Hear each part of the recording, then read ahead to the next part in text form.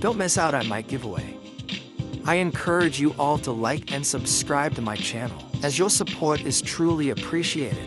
After every 1,000 new followers, I'll be doing a random drawing to give away a free pool cue and other items. To enter, simply subscribe, like and share this video from either YouTube, Facebook, Instagram, or TikTok. Keep watching until the end where I'll show some of the products I'll be giving away. Now onto the video.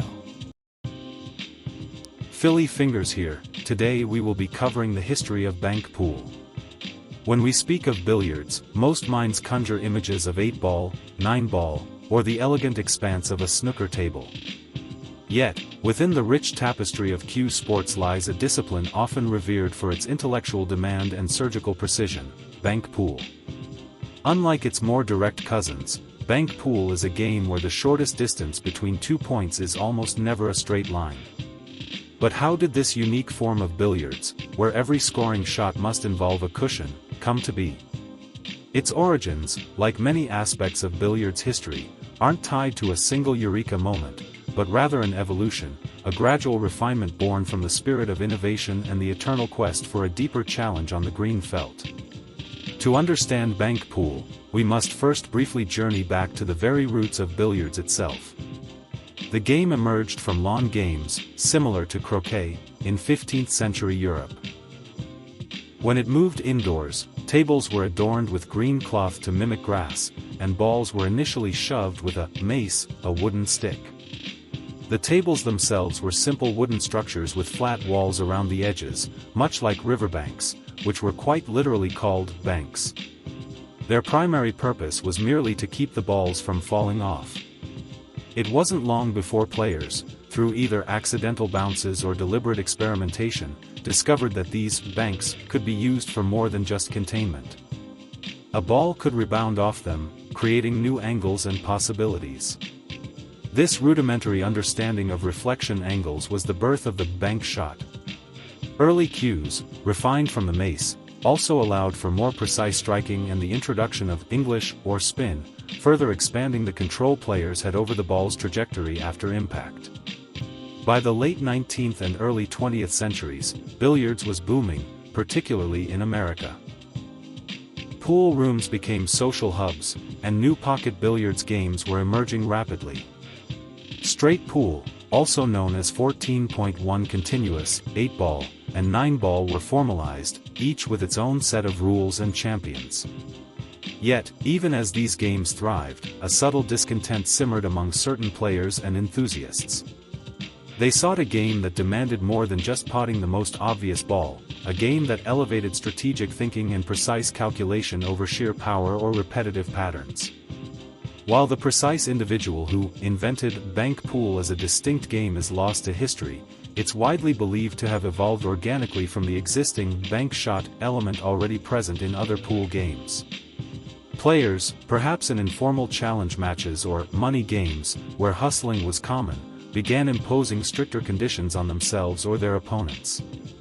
What if every shot had to be a bank? What if the direct path, the easy route, was eliminated? This seemingly simple restriction fundamentally transformed the game. No longer could a player just eye the most open pocket. Now, every object ball, regardless of its position, had to be carefully assessed for its banking potential. This shift in philosophy demanded a profound understanding of angles of incidence and reflection, cushion dynamics, and cue ball control. The game became a constant exercise in mental geometry.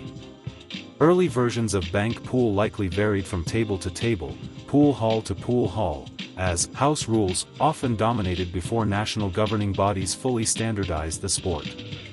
However, the core principle remained: the bank shot was not just an option, it was a mandatory requirement for scoring. This elevated the bank shot from a mere tactical choice to the very essence of play. It challenged players to master not just the physical stroke, but the intellectual puzzle presented by every rack. As the game gained traction, it attracted a specific kind of player, those who relished the challenge, the mathematical elegance, and the defensive opportunities it presented. Bank pool became known as a clean game, emphasizing direct contact between the cue ball and the object ball, with no kicks, cue ball hitting the rail first, or combinations, using one object ball to pocket another. This focus on pure bank shots demanded exceptional skill and discipline. Throughout the 20th century, bank pool remained a staple, particularly in American pool halls, often alongside one pocket, another game known for its strategic depth. While it might not have achieved the widespread televised fame of 9-ball or 8-ball, it maintained a strong underground following, especially among hustlers and money players, who appreciated its unforgiving nature and the opportunity for superior skill to truly shine. Legendary players known for their all-around game, such as Willie Mosconi and Efren Reyes, certainly possessed incredible banking abilities, but other figures like Cornbread Red Burge are often cited as true masters of bank pool, celebrated more within the money game circuit than in formal tournaments. Historically, bank pool was often played with a full 15-ball rack, requiring a player to bank 8 balls for the win. However, in more recent decades, a shortened version, often called 9-ball banks, has gained significant popularity, especially in professional tournaments. This variant uses a 9-ball rack, with players aiming to bank 5 balls for the win. This quicker format retains the core challenge while being more suitable for televised events and faster-paced competition, helping to introduce bank pool to new generations of fans. The rules have been refined over time by bodies like the Billiard Congress of America, BCA, to ensure fair play and consistency, but the essence remains untouched. Every scoring shot is a test of angles, speed, and spin, all culminating in that satisfying thud as the ball finds its home, not directly, but by the cunning kiss of a cushion. Bank pool is more than just a game. It's a testament to the continuous evolution of billiards, a sport that constantly reinvents itself, finding new ways to challenge human ingenuity and precision. From the early banks that merely kept balls on the table to the sophisticated, multi-rail maneuvers of today's champions, bank pool stands as a proud monument to the enduring allure of the indirect path, a game where every shot is a whispered conversation between the cue, the ball, and the timeless geometry of the table. Until next time. Now take a look at some of the products I'll be giving away. Introducing the Tower Max Rack, a shortcut to precision billiard setups. The Tower Max Rack is a game-changing rack, meticulously designed. Each package includes 3 racks. The user-friendly design simplifies the setup process, allowing you to focus on your game without spending unnecessary time on arranging the balls. Let's take a look at the all-new J Flowers SMO. A super low deflection carbon fiber shaft SMO, which stands for Strickland Morris or Colo. SMO includes a weight bolt, which allows you to alter the weight and balance point of the shaft. A tip diameter of 12.5 millimeters. It comes with a Down Fusion medium tip at $35 value, with many other options also available. And it has a white ferrule, but it also has silver ringwork inlays, which no other company offers. As for pin options, it comes in radial or unilock. Daum V10 Professional Chalk is the latest formula from Daum engineers. It is worth buying for several reasons. Firstly, it is known for its superb quality and consistency, which ensures optimal performance when shooting.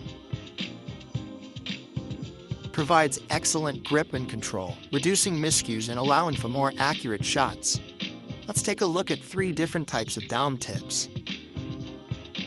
The Daum Pro tip is a high-quality leather tip, using 9 layers of the best pig skins. The Daum Fusion tip. Its unique manufacturing methods include leather that is hardened at the center to provide maximum power transmission, as well as softer and elastic edges, which maintain the control. Daum .0 break and jump tip are manufactured from synthetic compounds that create incredibly intense compressed force. The Daum Midas glove is incredible.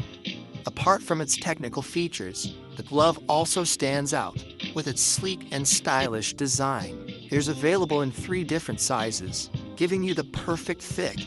The Daum Magnetite chalk holder is the best. It provides a convenient way to store and carry your chalk.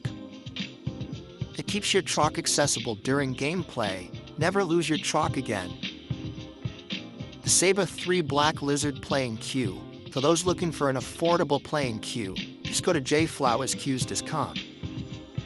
Here's a close-up of the cue, where you can see the JFS logo. You want to make sure you're always buying from jflowerscues.com directly, where you don't want to accidentally get a knockoff from Amazon or some other online store.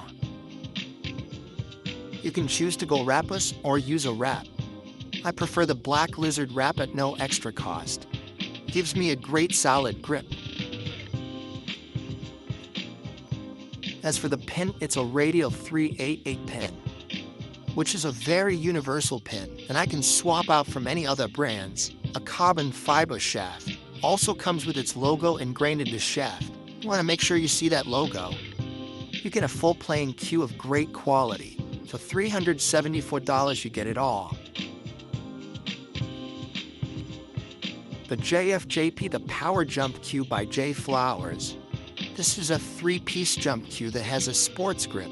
Comes with a carbon fiber shaft with the phenolic tip that's 13.8 millimeters. And most important of all, it can be found on their website for only $320. And lastly, the J Flowers JFBKV Break Cue. A powerful break cue at a low price. What more can you want? All these products are a must-have. Get yours today before prices go up.